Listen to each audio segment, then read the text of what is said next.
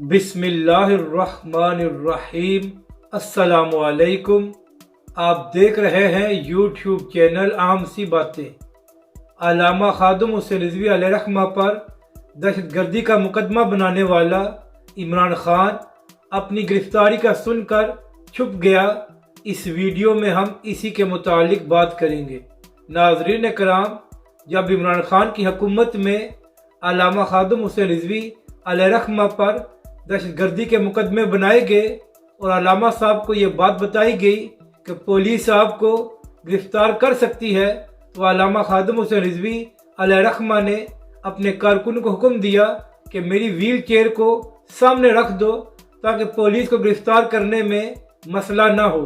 یعنی کہ علامہ خادم حسین رضوی علیہ رحمہ معذوری کے باوجود پولیس کے خوف سے آگے پیچھے نہیں ہوئے، جبکہ دوسری جانب کل عمران خان صاحب پر دہشت گردی کا مقدمہ بنایا گیا تھا۔ تو جیسے ہی یہ خبر سامنے آئی تو پی ٹی آئی کے کارکن مختلف شہروں میں باہر نکل آئے۔ اس کے علاوہ فواد چودھری اور پی ٹی آئی کے دیگر قائدین بنی گالہ بھی پہنچ گئے، اور بنی گالہ میں پی ٹی آئی کے کارکن بھی بڑی تعداد میں رات کو پہنچ گئے تھے۔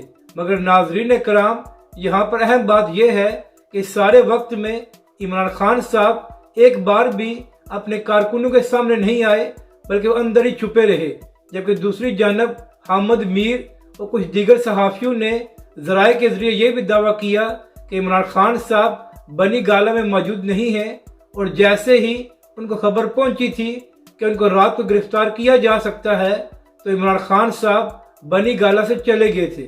تو ناظرین کرام، جو عمران خان علامہ خادم حسین رضوی علیہ رحمہ، علامہ سعد حسین رضوی اور تحریک لبیک کے دیگر قائدین پر مقدمے بنایا کرتا تھا، کل وہ خود اپنی گرفتاری کے ڈر سے چھپا رہا، تو عمران خان صاحب اسے مکافات عمل کہتے ہیں۔ مگر عمران خان صاحب، ہم پھر بھی کسی بھی سیاسی رہنما کی ایسے مقدموں میں گرفتاری کو ٹھیک نہیں سمجھتے۔